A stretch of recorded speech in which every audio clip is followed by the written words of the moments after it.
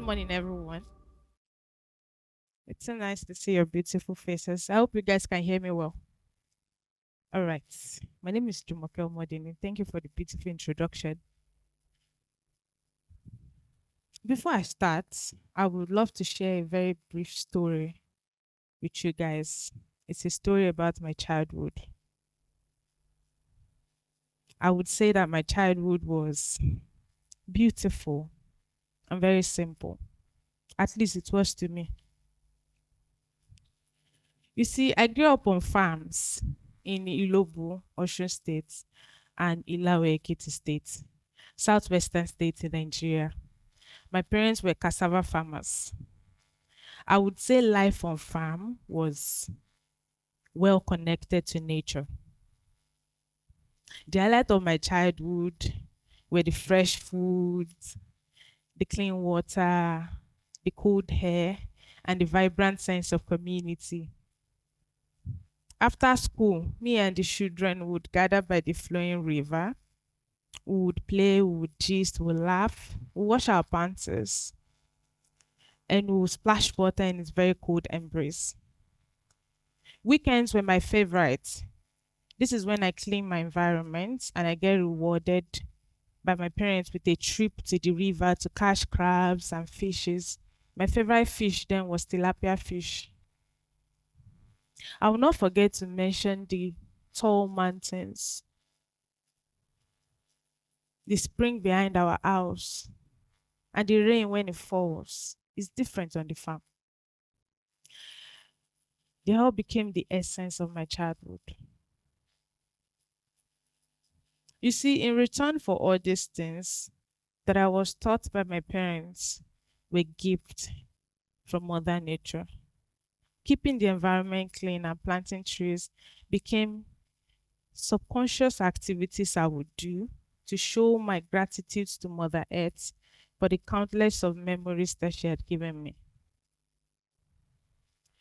But as I grew older, I began working with communities and individuals that their lives depends on nature, like farmers and children. Recently, I started noticing some troubling patterns and changes.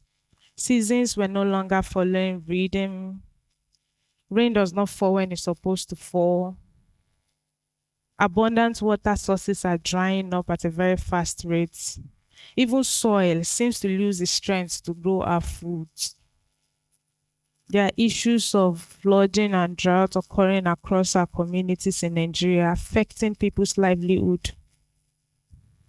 The once beautiful land I cherished is now being directly threatened by these environmental changes.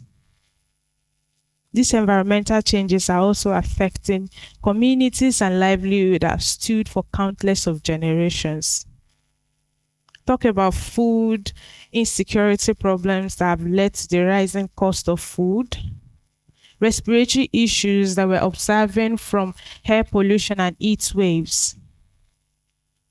Talk about the disrupted daily routines when people have to deal with flooding issues. Talk about the anxiety of losing one's livelihood and water scarcity that's been occurring. You see, sometimes these changes, they seem so far from us as individuals that we'll forget that they ripple through every aspect of our lives and affect us in ways that we don't even realize. I grew so in tune with nature to understand that these changes are no accident. These changes are, in fact, a reflection of our actions, our individual actions.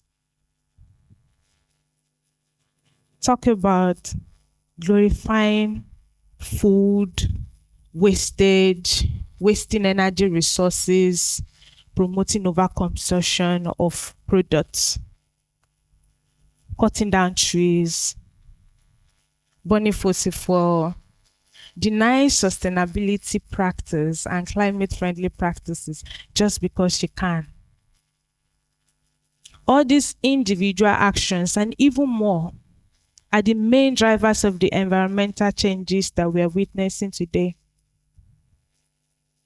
And we talk about protecting Mother Earth and go right into doing the same thing that seeks to destroy our balance. And so easily, as individuals, we blame governments, corporations, distant governments, or even distant forces that will fail to realize that our individual actions are the main drivers of these environmental changes. Are we, as people, are at the center of the system that drives this change? Well, to me, as a farm girl, these changes only mean one thing to me: that Earth is troubled and sending signals of our exhaustion. Mother Earth is calling for a reset, a chance to restore our balance and renew our vitality, and an opportunity for us as humans to rethink our actions and think of ways that we can coexist with Mother Nature. Mother Nature has been a very generous provider for us as humans. She has provided numerous resources that have driven human progress. And yet, in the disguise of development, or what some will call good life, we have taken more than we can give back.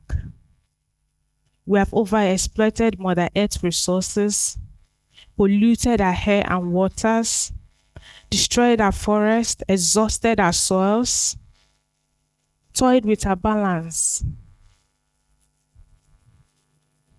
We as individuals have to realize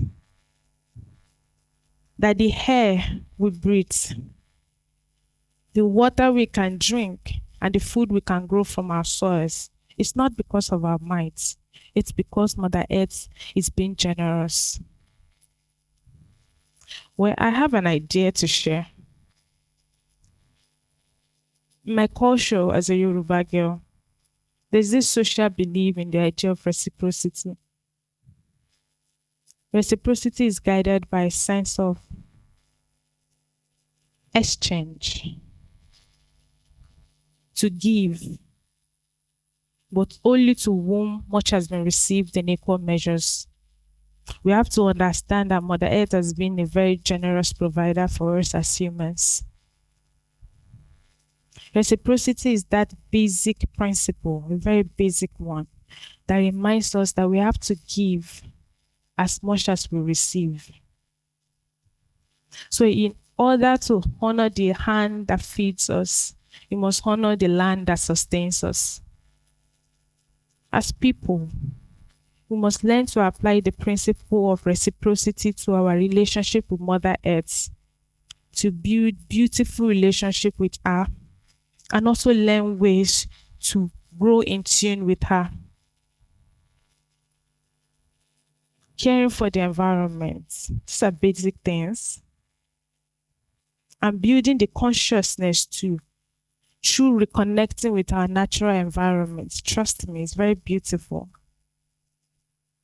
These activities will help us learn better ways to give back to Mother Earth. Thank you.